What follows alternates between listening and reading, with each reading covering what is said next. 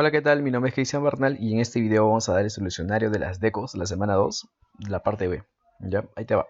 El ejercicio 1 básicamente decía lo siguiente, que todos los seres vivos están compuestos por células. Recuerda que este postulado se refiere a la teoría celular y esto de aquí se le atribuye obviamente a Schleiden y Schwann. Te explico un poco más al respecto. Schleiden en realidad habla sobre el reino vegetal. Dice que ellos están formados por células. Es decir, Schleiden ya de por sí era botánico y justamente habla por su rama especialista sobre este hallazgo. Por su parte, Schwann, quien era zoólogo, concluye que los animales están formados por células. Al unificar ambas teorías, ambos postulados, perdón, en realidad se contempla la teoría celular, que en realidad consiste en decir que todos los seres vivos están formados de una o muchas células. Bueno, la clave es Schleiden y Schwann. Rudolf Virchow, por cierto, aporta la teoría celular, es cierto, aporta, pero Rudolf Virchow no es tanto así, no se le atribuye tanto así esta teoría celular. Rudolf Virchow, ¿qué cosa dice? Que toda célula proviene de otra preexistente. Omnicellula et cellula. Ya está. Entonces por ahí no va. Por eso la clave es eso. Creo que esa te la salió muy rápidamente. Ahora veamos la 2. El reino Monera está integrado por los organismos procarióticos unicelulares. Todos ellos son bacterias que poseen ribosomas y una cadena circular de ADN, que hace las veces de cromosoma, ¿ya? Pero en general carecen de organelos delimitados por membranas. Por ejemplo, no tienen mitocondrias, lisosomas, nucleolo, peroxisoma, ya, y así. Ahora, si no tienen todo esto, ¿qué cosa no podrán realizar al no tener eso? Pues no, eso es la pregunta básicamente. Acá la clave, ¿cuál sería? Formar el tonoplasto. A ver, vamos a descartar, ¿ya? Realizar el ciclo de Krebs ya que carecen de mitocondrias. Sí pueden realizar el ciclo de Krebs. Las bacterias sí pueden realizar el ciclo de Krebs. Solamente que no lo hacen en la mitocondria, lo hacen en su citosol. Entonces por ahí no va el asunto. Ya, está bien, es cierto, carecen de mitocondrias. No hay mitocondrias, incluso el texto lo dice. Pero eso no es impedimento para que ellas no hagan el ciclo de Krebs. Entonces, por eso no es tu clave avión. Ve qué cosa dice. Es una buena deco, te diré. Sintetizar más ribosomas ya que carecen de nucleolo. Lo que pasa es que las procariotas no tienen, si bien es cierto, nucleolo, pero sí pueden crear más ribosomas. Sí pueden hacerlo. Solamente que el nucleolo es quien crea los ribosomas en las eucas. La misma lógica de la anterior clave, ¿ya? Sí pueden sintetizar ribosomas, incluso sin tener nucleolo. Sé que hice. ¿Poder realizar la conjugación? Es que en realidad sí pueden realizar la conjugación. No todas, obviamente, pero sí pueden realizar la conjugación. La conjugación recuerda que consiste en el paso del plásmido. Incluso por descarte la clave sería D, ¿no? Pero ¿por qué es D la clave? ¿Por qué no pueden formar el tonoplasto? Recuerda que el tonoplasto, ¿qué cosa es? Es la membrana de la vacuola. Perdón, es la membrana de la vacuola. Entonces, al no tener vacuola, los procariotas, lógicamente no tendrán tonoplasto, ya que no hay la vacuola. Recuerda que la vacuola está en células eucariotas, por lo tanto una bacteria que es procariota no puede hacer eso. Por eso la clave que dimos es dedo. A ver, veamos la otra. La 3. Quizá acá. Existen formas semejantes a los seres vivos que son todavía más sencillas que los virus, incluso más sencillas dicen, y te hablan sobre pequeños fragmentos de ARN. Yo no lo voy a leer todo, recuerda que tú ya lo has debido intentar. Y este de acá es un fragmento de ARN desnudo. ¿De qué se trata? Bueno, se trata de un viroide.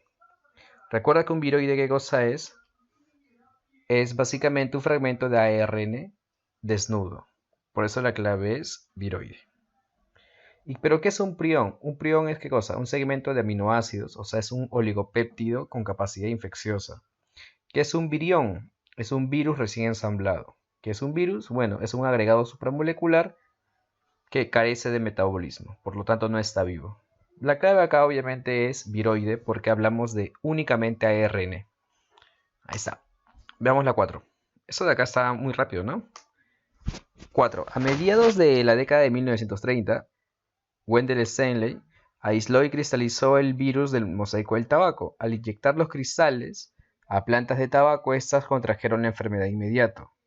Entonces, ¿qué cosa te dice esto de aquí? Que los virus que son, o mejor dicho, los virus no son, la clave cuál sería, seres vivos. ¿Por qué podría ser eso, no? Bueno, tú puedes decirlo de varias formas. Podrías haber hallado la clave de varios modos. Una puede ser descartando, lo cual es válido también, te diré. ¿Por qué? Porque si tú dices, no, ya a ver, ¿los virus no son mutables? No, sí, los virus sí son mutables. Esa no puede ser tu clave, Nika. Esa no puede ser tu clave porque sí son mutables. Porque tienen ADN o ARN, los cuales pueden sufrir mutaciones. Entonces, D no puede ser porque sí son mutables. De naturaleza orgánica, claro que son de naturaleza orgánica porque tienen proteínas y tienen ácidos nucleicos. Entonces, estos sí son en realidad, entonces nada que ver. Ahora, ¿son termosensibles? Sí, sí son termosensibles. Lógicamente que son termosensibles, porque están hechos de proteínas y las proteínas se pueden desnaturalizar. Ya, por descarte sacaste esto, no son seres vivos. ¿Viste? Es un modo de hacerlo. El otro modo de hacerlo, ¿cuál sería? Bueno, mira, si yo ya cristalicé los virus y aún así cristalizados, la planta se enfermó, significa que no hace falta que esté cristalizado no para que infecte, ¿viste? Porque el virus no está vivo. La clave sería avión. A ver, veamos las 5. Pam, pam, pam, pam, pam, pam, pam. Mira, a ver. La 5 la clave es ciclolítico, pero ¿por qué razón? Mira, acá te dice, es posible cristalizarlos y mantenerlos en estado inerte durante un largo tiempo dentro de los tubos de ensayo. Ya está. La capacidad más extraordinaria de los virus es su capacidad de obligar a las células vivas a sintetizar nuevos materiales virales, después de haberle inyectado a estas el ácido nucleico viral. Literalmente, el material genético del virus hace prisionera la maquinaria celular de la síntesis de proteínas y la obliga a traducir información viral. Bueno, solamente se forman proteínas virales, o sea, proteínas que van a formar la cápside del virus. ¿Cuándo? Cuando hablamos de un ciclo lítico, como el caso de aquí, mira, que te pongo aquí. En un ciclo lítico, el virus empieza a crear, ¿qué cosa? Copias de sí mismo. Y empieza a crear copias de sí mismo y con ello crea las proteínas. Eso es un ciclo lítico. A ver, veamos. Cuando hablamos ahora de otra pregunta, como es la 6, ahí está. Básicamente lo que quieren decirte acá es las diferencias entre las primeras de las segundas. Ahora, la pregunta es, ¿quiénes son las primeras y quiénes son las segundas? Las primeras, ¿quiénes son? Mira, los procariotas. ¿Y quiénes son las segundas? Las eucariotas. Entonces, ¿qué tiene la procariota o qué cosa hace la procariota que no haga la otra? A ver, la clave acá, ¿cuál sería? Que las primeras presentan ADN circular y desnudo. Lógicamente, esa es una diferencia entre las primeras de las segundas. El orden es importante. A ver, ya, pero ¿por qué no avión? En videos anteriores nos pidieron que justamente hagamos esta parte, ¿no? Que digamos por qué no A, por qué no C, explicar mejor el detalle de las claves. Bueno, aquí te va. Avión dice, no presentan cambios a nivel de su ADN ya que no realizan entrecruzamiento. Es cierto, las procariotas no tienen entrecruzamiento, no hay crossing over después de todo, pero hay un detalle en sí. El ADN sí sufre cambios, porque el ADN puede sufrir mutaciones. Ya está bien, no sufren cambios por entrecruzamiento, pero sí cambios a través de mutaciones. Entonces, por eso avión no es ni a balas. Casa dice, ¿contienen su material genético en una sola cadena de ADN circular? No. Es cierto, su ADN es circular, pero no es de una cadena. Es el detalle. El ADN cumple un modelo de doble hélice, tiene dos cadenas el ADN. Entonces, casa, nada que ver. Por este detalle, mira, solo una cadena, nada que ver, tiene doble cadena, es bicatenaria. Dedo dice, ¿contienen ARN disuelto en su citoplasma? Las primeras tienen ARN disuelto en su citoplasma y las segundas no. Y la verdad es que ambas tienen ARN disuelto. O sea, no es una diferencia, sino más bien es una semejanza. A ver. ¿Dónde está el ARN disuelto de las eucariotas? Sencillo. Cuando hablamos de traducción en eucariotas, estas ocurre en el citoplasma, ¿sí o no? Y ahí hay ARN transferencia que participa. Entonces, la clave ya de por sí es beso. Sigamos. ¿Por qué es beso? Mira, porque la procariota tiene un cromosoma bacteriano, perdón, un cromosoma bacteriano, el cual es circular y además es desnudo porque carece de histonas y no hay una carioteca que le envuelva. Por eso la clave es beso. Ahora, la 7 dice es lo siguiente. Los procariontes tienen Repercusiones importantes en la nutrición humana. Muchos alimentos como el queso, el yogur y la cola agria se producen gracias a la acción de las bacterias. Ahora, ¿qué importancia tiene esto? La clave acá es industrial.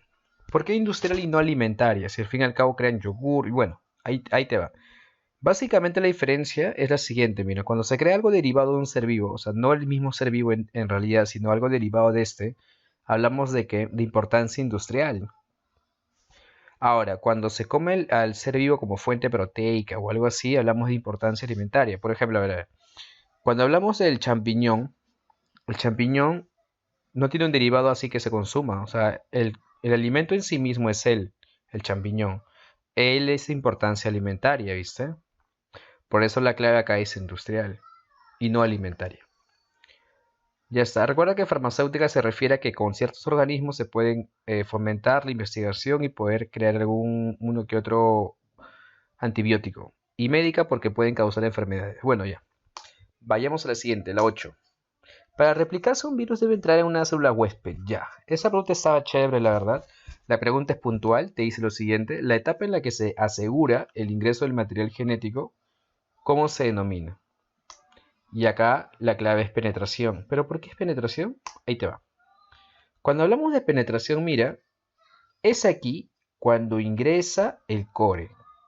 Esto quiere decir que esto asegura el ingreso del material genético, porque justamente acá en la fijación, este de aquí reconoce a su receptor, pero no está ingresando nada. En cambio acá, si la penetración ocurre bien, o lógicamente el core, y poder ingresar, y con ello ingresará qué cosa, el material genético del virus. Por eso la clave es penetración.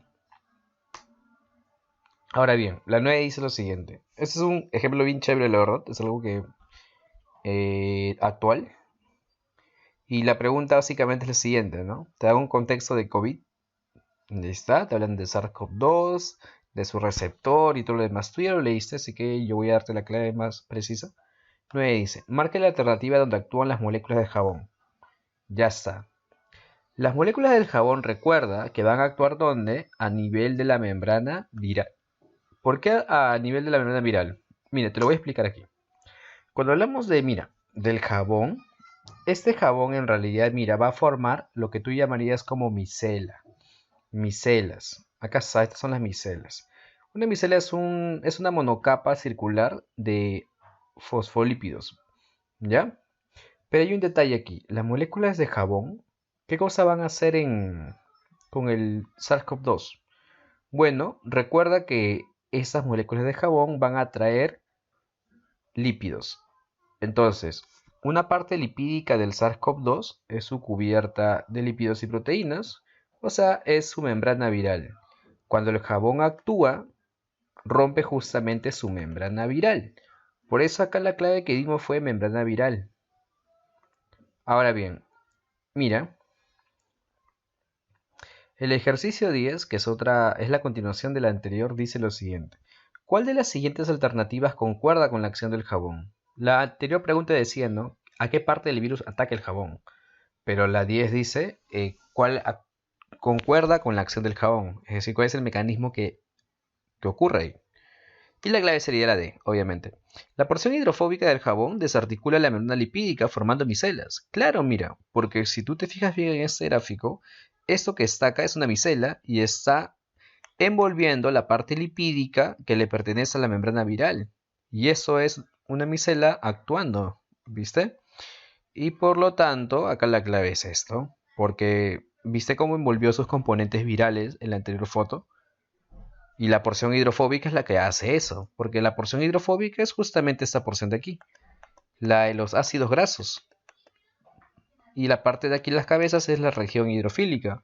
Recuerda la clase de anfóteros y anfipáticos. Bueno, por la parte ha sido todo. Espero que te haya gustado este video. Y si tienes alguna duda, recuerda que hay 4 profesores ahí en el grupo de WhatsApp que pueden contestarlas. Así que simplemente tómale foto a algo, ya sea de este video, ya sea del material en PDF o lo que fuera. Encantados vamos a estar nosotros de poder aportar a tu crecimiento. Chau, chau.